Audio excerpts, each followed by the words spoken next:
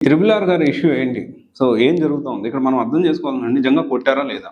So దీని గురించి మాట్లాడుతూ ప్రెజెంట్ అంటే ఇంకొక టాపిక్ ఇంకో పాయింట్ మనం మాట్లాడుకోవాలి దీనికంటే ముందు. మనందరం చూసాము దాదాపు చాలా మంది ఐఏఎస్‌ని, ఐపీఎస్‌ని సో వాళ్ళని సరైన పోస్టింగ్ ఇవ్వకుండా కొంతమంది ఐపీఎస్‌ని అయితే డైరెక్ట్‌గా దీనికి సంబంధించి ఓన్లీ డీజీపీ ఆఫీస్‌కి వచ్చి సంతకం పెట్టి సాయంత్రం దాకా కూర్చొని మళ్ళీ సాయంత్రం సంతకం పెట్టి వెళ్ళమని ఒక టైప్ ఆఫ్ పనిష్మెంట్ లాగా. దీనితోటి విశాల్ గున్ని గారి సస్పెన్షన్ కానీ, ఆ తర్వాత చూసుకుంటే 2012 సిద్ధార్థ్ కౌశల్ గారి రిజైన్ కానీ సో వేధింపులు తాళలేక అన్నట్లు కాకుండా అని ప్రతిపక్షం మాట్లాడుతూ ఉంది. ప్రతిపక్షం అంటే ప్రజెంట్ వైసీపీ చూస్తూ ఉన్నారు. ఇక్కడ మనం అర్థం చేసుకోవాల్సిన విషయం ఏంటి అంటే గవర్నమెంట్ కూటమి ప్రభుత్వం వచ్చినాక ఆఫీసర్ని గవర్నమెంట్ ఉద్యోగాలను వేధిస్తుందా అంటే ఇక్కడ మనం ఒక విషయం అర్థం చేసుకోవాలి. సో వీళ్ళు ఎవరైతే ఉన్నారో ఖచ్చితంగా సమ్ యాక్టివిటీస్ బియాండ్ ద పరిధికి మించి చేస్తే ప్రజెంట్ ఉన్న గవర్నమెంట్ దాన్ని సరి చేస్తుందని ఎందుకు అనుకోకూడదు? ఓకే, కొంతవరకు కరెక్టే మేబీ. సో ఇప్పుడు ప్రజెంట్ ఉన్న సిచ్యువేషన్లో కొంచెం స్ట్రిక్ట్ యాక్షన్ అనేది తీసుకుంటున్నారు those who are very close to the previous government. That is happening right now. So మీరు ఒకసారి ఆలోచన చేసి అదే జరుగుతూ ఉంది.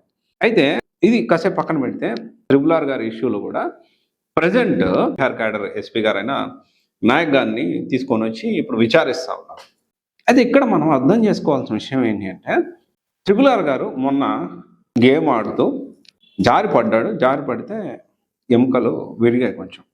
అయితే ఇప్పుడు కొంతమంది మాట్లాడుతూ ఎస్పెషల్లీ శ్రావణ్ అనే వ్యక్తి మాట్లాడుతూ అంతకుముందు నిజంగా కొట్టి ఉంటే అప్పుడే ఫ్రాక్చర్ అయ్యేవి కదా, ఇప్పుడు అన్ని అబద్ధాలు చెప్తా ఉన్నాడు, ప్రజెంట్ అప్పుడు కొట్టలేదు అనే విధంగా తన వాదన బలంగా వినిపిస్తా ఉన్నాడు. అంటే ఇక్కడ ఒక్క విషయం మనం అర్థం చేసుకోవాలి. త్రిబుల్ ఆర్ గారు లాంటి వ్యక్తి నన్ను కొట్టారా బాబు, నన్ను ఈ విధంగా కొట్టారు, నన్ను ఈ విధంగా ఇబ్బంది పెట్టారని పబ్లిక్లోకి వచ్చి చెప్తా ఉంటే ఓపెన్గా దానికి ఎట్లా లింక్ పెడతారు? ఖచ్చితంగా ఈ విషయాన్ని ఆలోచన చేయాలా. అంటే నా అబద్ధం చెప్పి ఊరికే ఇప్పుడు అది కొట్టాడనే విషయంలోనే నిజంగా కక్ష సాధింపు అయితే ఎగ్జాంపుల్ అనుకుందాం, నిజంగానే త్రిబుల్ ఆర్ గారు కూటమి ప్రభుత్వం కక్ష సాధింపు చర్య అనుకుంటే వై దిస్ ఈ ఇష్యూ పైన ఎందుకు ఒకటి ఏదైనా ఇష్యూలో పెట్టొచ్చు కదా. Capable of that. Definitely government పవర్లో ఉన్నారు, ఒకవేళ అనుకుంటే అలా చేయొచ్చు కదా. సరదాగా ఆట ఆడుతూ కింద పడి డెఫినెట్లీ అతని వెయిట్ ఎక్కువ ఉంది, త్రిబుల్ ఆర్ గారి వెయిట్ కొంచెం ఎక్కువగా ఉంది. బాగా గట్టి మనిషి అనే కాదు కానీ కొంచెం భారీగా ఉంటారు మనిషి. వ్యక్తి అనేవాళ్ళు చాలా కొంచెం హెవీగా ఉంటాడు మనిషి. డెఫినెట్లీ ఒక 100-150 కేజీలు దాటిన తర్వాత కొంచెం హెవీగా ఉన్నప్పుడు జారి పడితే ఎముకలు విరగడం అనేది సహజం. అందరికీ తెలుసు కదా, సామాన్య ప్రజానికానికి ప్రతి ఒక్కరికి తెలుసు. పోలీస్ దెబ్బలు ఎప్పుడూ కూడా బయటికి కనపడకుండా కొట్టగలుగుతారు, అందరికీ తెలుసు కదా ఇది.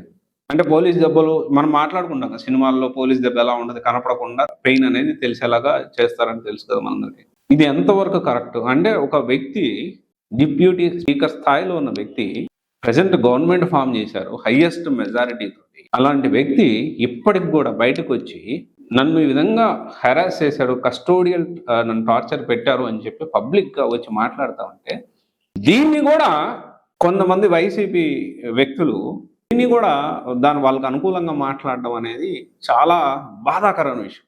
అందరూ మొన్నటిదాకా రెడ్ బుక్ అని ఎగతాళి చేసిన వాళ్ళు ఈరోజు రెడ్ బుక్కి భయపడే పరిస్థితి వచ్చింది. అవునా కాదా? అప్పుడు నేను ఎర్ర బుక్లో రాశానని లోకేష్ గారు మాట్లాడుతూ తిరిగినప్పుడు చాలా మంది ఎగతాళి చేశారు, నవ్వుకున్నారు, ఓహో పప్పు ఏం చేస్తాడు. ఇప్పుడు అదే రెడ్ బుక్కి ఎర్ర బుక్కి భయపడుతున్నారు. అండ్ నెక్స్ట్ జగన్ గారు కూడా తక్కువైనడు కాదు, నెక్స్ట్ డిజిటల్ అని చెప్పి తీసుకొచ్చాడు, నెక్స్ట్ లెవెల్ ఉండబోతుంది అంటున్నారు. ఇక్కడ మొత్తం కూడా కక్షా రాజకీయాలు జరుగుతున్నాయి కానీ ప్రజలకి ఏం హెల్ప్ అవుతుంది అనేది భగవంతుడికే తెలియాలి. దానికి సామాన్యులు బలవుతూ ఉన్నారు.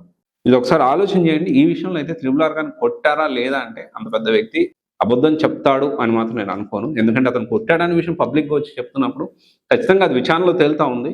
ఎనీవే, కానీ ఇలాంటివి గుర్తుపెట్టుకోండి. ఈరోజు వాళ్ళకు వచ్చింది, ఇప్పుడు చాలా మందిని అరెస్ట్ చేసి అప్పటి గారిని అరెస్ట్ చేశారు, తర్వాత చెప్పుకుంటూ పోయి చాలా మందిని అరెస్ట్ చేశారు కదా, నాని వంశీని ఇలా చెప్పుకుంటూ పోయి చాలా మందిని అరెస్ట్ చేశారు కదా. సో కొంచెం ఇక్కడ ఆ కల్చర్ అనేది కరెక్ట్ కాదు. ఎంత వరస్ట్గా తయారైందంటే ఏపీ పాలిటిక్స్ అనేది Bihar is so much far better than అన్నట్టు తయారైంది అని నాకు అనిపిస్తూ ఉంది.